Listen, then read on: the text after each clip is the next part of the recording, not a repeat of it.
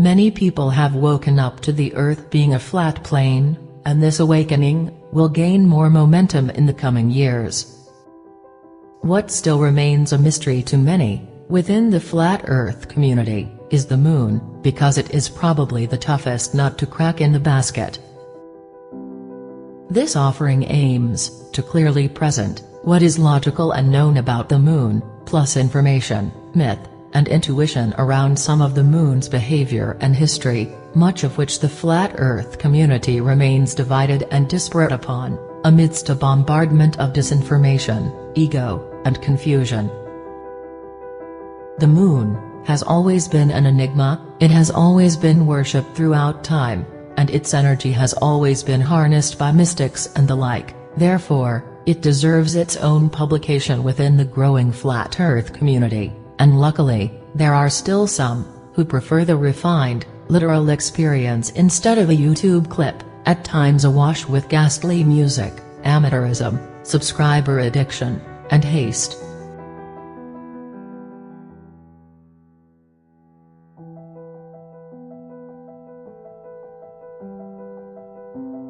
The lunar eclipse is a tough nut to crack, and this episode will start going a bit deeper now, so sit down and strap in. This section will be explained slowly and clearly, even with some repetition, because the concept has never been explained about or talked of before. NASA has since the 1960s have taken no photos or videos from space of a lunar eclipse. This is because satellites and spacecraft are a hoax, and nothing has gone past 100 kilometers in altitude. NASA, with all their money and spaceships, just give us a diagram and CGI, so we need to forget all of this hogwash, and go back to ancient myth. In the Edda, an ancient collection of Scandinavian poetry, embodying the national mythology, Managarmr is the monster, who sometimes swallows up the moon, and stains the heaven and the air with blood. One of the most terrible phenomena to heathens was an eclipse of the sun or moon, which they associated with a destruction of all things, and the end of the world. I may safely assume that the same superstitious notions and practices attend eclipses among nations ancient and modern. The Indian belief is that a serpent eats up the sun and moon when they are eclipsed, or a demon devours them. To this day, the Hindus consider that a giant lays hold of the luminaries, and tries to swallow them. The Chinese call the solar eclipse Zishi, Solis Divaratio, the lunar Yushi, Lun Divaratio, and ascribe them both to the machinations of a dragon. Nearly all the populations of northern Asia hold the same opinion. The Finns of Europe, the Lithuanians, and the Moors in Africa, have a similar belief. An eclipse of the moon filled them with dismay. They supposed the planet was Natua, or under the influence of the spell of some evil spirit that was destroying it. Hence they repaired to the temple, and offered prayers for the moon's release. The common notion amongst ignorant Mohammedans is that an eclipse is caused by some evil spirit catching hold of the sun or moon. On such occasions, in eastern towns, the whole population assembles with pots, pans, and other equally rude instruments of music, and, with the aid of their lungs, make a din and turmoil, which might suffice to drive away a whole army of evil spirits, even at so great a distance. There are scores more myths about the lunar eclipse, but they all seem to state the same two things. Firstly, a lunar eclipse is believed to be devoured by some evil demon, or by wolves or dogs. This is the superstitious vagary of the Hindus, the Chinese, Asians, Europeans, Africans, Americans, and Polynesians. Secondly, a lunar eclipse is the precursor of some dreadful calamity to the inhabitants of the earth. These notions are also traceable in every quarter of the earth. Rahu and Ketu are mentioned in the Vedas, and their meanings since Vedic times have not remained static, as we will present in due course. Commonly, they are known as invisible celestial bodies, shadow planets, or black suns. that interact with the sun and moon. These demons are said to wreak vengeance on the sun and moon whenever they come near. The head of this great demon snake is known as Rahu, and his tail is known as Ketu. The Mahabharata from India uses both Svarbhanu and Rahu as interchangeable names. Rahu is a graha, 12,000 yojanas in diameter, bigger than both the moon, about 11,000 yojanas, and the sun, about 10,000 yojanas. Rahu had to be bigger than the sun and the moon, so that it could grab them. Note that the term graha here carries the sense of a grabber, and not that of a body in orbit. In more modern times, they became simply deities for the lunar nodes. Note, the lunar eclipse only occurs when the moon is full, and on an opposite flat Earth node to the sun. See the nodes section in early episode, for the simple flat Earth node explanation. Mainstream science tells us that the lunar eclipse occurs when the moon and sun are on opposite nodes, and then the spherical Earth casts a shadow onto the spherical moon from the sunlight behind the Earth from a spherical sun. This can be experienced as a partial lunar eclipse, or a total lunar eclipse, or a faint penumbral eclipse, each depending on the accuracy of the three spheres lining up. Mainstream science says this doesn't happen every month, because the three spherical objects are not lined up fully, or not accurate enough placement at the nodes. In the flat Earth model, this mainstream indoctrination is all hogwash, as we have proven in earlier episodes. They also say it only happens on a full moon and at night. This is true within the flat Earth model.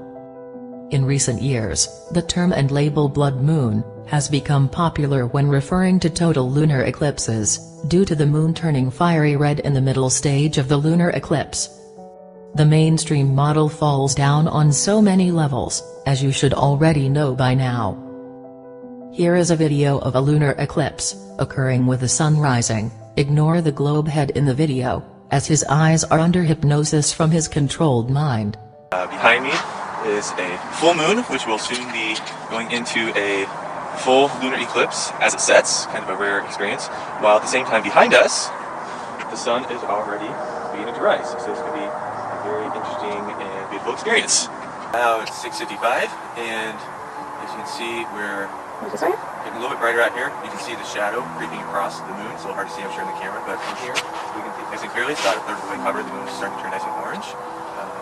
Over my right shoulder, you can see downtown St. Louis in the nice early morning sun, which is getting very bright on the eastern horizon behind us. So you can see it's practically day here yet. Here are a few quotes to add some more weight.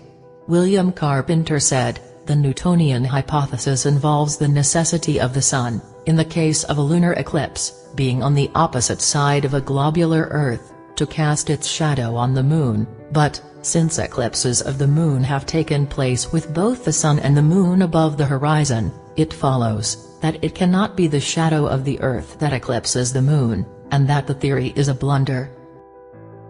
Dr. Samuel Robotham said that the eclipser of the moon is a shadow at all is assumption, no proof whatever is offered. That the moon receives her light from the sun, and that therefore, her surface is darkened by the Earth, intercepting the sun's light, is not proved. It is not proved that the Earth moves in an orbit round the sun, and therefore, by being in different positions, conjunction of sun, Earth, and moon, day sometimes occur. The contrary has been clearly proved, that the moon is not eclipsed by a shadow, that she is self-luminous, and not merely a reflector of solar light, and therefore, could not possibly be obscured or eclipsed by a shadow from any object whatever, and that the Earth is devoid of motion, either on axis, or in an orbit through space. Hence to call that an argument for the Earth's rotundity, where every necessary proposition is only assumed, and in relation to which direct and practical evidence to the contrary is abundant, is to stultify the judgment, and every other reasoning faculty. F. H. Cook also said, according to the globular theory, a lunar eclipse occurs when the sun, Earth, and moon are in a direct line, but it is on record that since about the 15th century, over 50 eclipses have occurred, while both sun and moon have been visible above the horizon. The Greenwich Royal Observatory recorded that during the lunar eclipses of July 17, 1590, November 3, 1648, June 16, 1666, and May 26, 1668, the moon rose eclipsed, whilst the sun was still above the horizon. Mccullouch's Geography recorded that on September 20, 1717 and April 20, 1837, the moon appeared to rise eclipsed before the sun had set. Sir Henry also noted in his Recollections of Past Life the April 20, 1837, phenomena where the moon rose eclipsed before the sun set. The Daily Telegraph recorded it happening again on January 17, 1870, then again in July of the same year, and it continues to happen during lunar eclipses to this day. Samuel Burley Robotham also said, as before stated, the Earth is proved to be a plane, without motion, and always several hundred miles below the Sun and Moon, and cannot, by any known possibility, come between them. It cannot therefore intercept the light of the Sun, and throw its own shadow upon the Moon. If such a thing were a natural possibility, how could the Moon continue to shine during the whole or any considerable part of the period of its passage through the dark shadow of the Earth? Refraction, or what has been called Earth light, will not aid in the explanation, because the light of the Moon is at such times like the glowing heat of fire tinged with deep red. Reddish is not the word to express it, it was red hot. The reddish light made it seem to be on fire. It looked like a fire smoldering in its ashes. Its tint was that of red-hot copper. The sunlight is of an entirely different color to that of the eclipsed moon, and it is contrary to known optical principles to say that light, when refracted or reflected, or both simultaneously, is thereby changed in color. If a light of a given color is seen through a great depth of a comparatively dense medium, as the sun is often seen in winter through the fog and vapor of the atmosphere, it appears of a different color, and generally, of such as that which the moon so often gives during a total eclipse, but a shadow cannot produce any such effect, as it is, in fact, not an entity at all, but simply the absence of light. So again, we have to go back to a blank canvas, and really note what we see with our eyes, regarding the lunar eclipse. We see the moon de-illuminate, go fiery red, and then illuminate.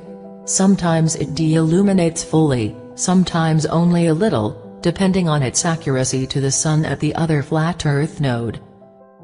The lunar eclipse event cannot be from the sun's light in any way, whether it is direct sunlight refracting around the Earth's atmosphere, or sunlight somehow bending around the Earth's atmosphere. Why? Because we are on a flat Earth model. So, what is going on? What is making the moon turn black and red? And why does everyone assume it is a shadow of some kind? Again, we can somewhat crudely place a lunar eclipse viewing area onto the flat Earth model. Note, the dark blue and red signifies 100% visible, and the light blue and white signifies 0% visible. This is from a recent lunar eclipse. Hopefully you have noticed that there is a massive viewing area of the lunar eclipse, compared to the solar eclipse. This is important as we shall present. So what is truly going on? It is true that there are 3 lunar events we can experience: a total, partial, and a faint de-illumination, or shadowing of the moon, with the moon turning a fiery blood red, in the middle of a total de-illumination or shadowing. Lunar eclipses look the same to all who can see them, and are seen at the same time, even if these people are thousands of miles apart. This is different to the solar eclipse. Lunar eclipses have all the characteristics of the source of light losing its power, and changing its own color. Before you close this video, please hold on, and watch further. I will take it slowly. A lunar eclipse is seen wherever it's nighttime. If it were the case that the moon is obstructed by another celestial body, Rahu, Ketu, shadow planet, Mount Meru, black sun, Lilith, we would have seen the same phenomena, as in the case of the solar eclipse, only visible in a small location. A lunar eclipse may be viewed from any place on Earth that is in darkness, or at night. Lunar eclipses last for a few hours, much longer than the minutes of the solar eclipse. They are completely different events. As the lunar eclipses are seen over a massive land space, and at the same intensity, it would mean that any obstructing body would be huge, many times bigger than the moon, and, if this were the case, then the stars which are situated in a large portion of the sky surrounding the moon, would be eclipsed as well. But that is not the case, and only the moon is affected. Note here, I am a firm believer that all the stars are above the moon, but the wandering stars, or planets, are much lower, and some may come very rarely in front of the moon. If it were Mount Meru at the North Pole, creating the shadow, another theory being bandied about, or the black sun, Rahu etc., it simply would be too huge. YouTube videos and forums that spout these sorts of diagrams have not thought it through enough, because this would affect our sight to the moon and sky. At other times of the month, even daily, it would cause a visual experience that we just don't witness. The change in color during a lunar eclipse is seen simultaneously by people in different continents, and because of this, the obstruction theory is impossible. Rahu and Ketu, we will sort out soon enough. They do hold relevance to the sun and moon, but we must proceed with the lunar eclipse explanation. This event only occurs at a full moon. Why? Since the Earth is flat, we already know that the phases of the moon are not caused by the shadow of the Earth, or from the sun's light. But lunar eclipses never happen during the other phases of the moon. No partial, penumbral, or total eclipse of the moon occurs. There is no moon eclipse when the moon is not full. Why is this? There are no eclipses, because during the other phases of the moon is actually eclipsed, but not by another celestial body, but by itself. It just loses its power, and it does exactly the same thing when it's a full moon sometimes, when the sun and moon are both at opposite flat Earth nodes, when the sun has more of an energetic link to it. An aspect in astrological terms. Only when it illuminates and de-illuminates in the space of a few hours, do people call it a lunar eclipse. When the moon illuminates and de-illuminates more slowly, people call it phases. During the phases period, which last a long time, the moon is not obstructed by anything, and it illuminates and de-illuminates. During the lunar eclipse period, which lasts a shorter time, the moon is not obstructed by anything, and it also illuminates and de-illuminates. The moon also turns a fiery, blood red. This is it sparking, trying to regain its power. It has its link to the sun, in geometric alignment at this time, via the flat Earth nodes, and it wants to regain its power. It is fully illuminated, or full moon, aligned to the sun, and it is the best and only time for it to spark, or jolt, or surge its power. It's the time when it's energetically linked to the sun in a geometric aspect, and highly probably at exactly the same height. We saw earlier the moon and or sun's altitude has to vary slightly. What's this about the moon losing power, regaining power, surging in power, sparking in power? The next full episode will go into this thesis alone, as for sure it needs some way to back up this claim. For now, we must continue with the lunar eclipse. Because both the solar and lunar events are both labeled eclipses, people automatically think they are similar events, but it's misleading. They are completely different events. Another major key in all of this is what happens to the moon just before and just after it turns red. A small portion of the moon starts to illuminate much brighter than it was the previous minutes, hours, and even days. The first illuminating portion of the moon, after the red color of the moon shines really bright. The last illuminating portion of the moon, just before the red color of the moon, also shines really bright. Before the red experience, this bright illuminated portion gets bigger and brighter, then the whole moon gets illuminated, and then it turns red. It is like it is rebooting itself, or surging in power, or energetically handshaking with the sun, across at the other flat Earth node. An obstructing object, Rahu etc., simply cannot do this. Watch these 2 time-lapse videos of the lunar event, and let go of what you've been taught. What is really happening? Watch passively with your eyes, and not your mind. The moon is losing power, or preparing energy, retracting, and then sparks, surges, pulses, red, then regains power.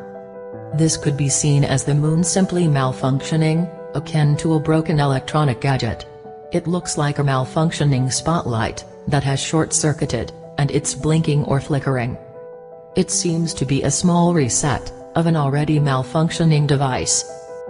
Remember, this event only happens on a full moon, already powered up, and when the sun is in a geometric alignment, and within flat Earth node alignment. Energy can be shared between the sun and moon, akin to a super tight and accurate astrological opposition aspect.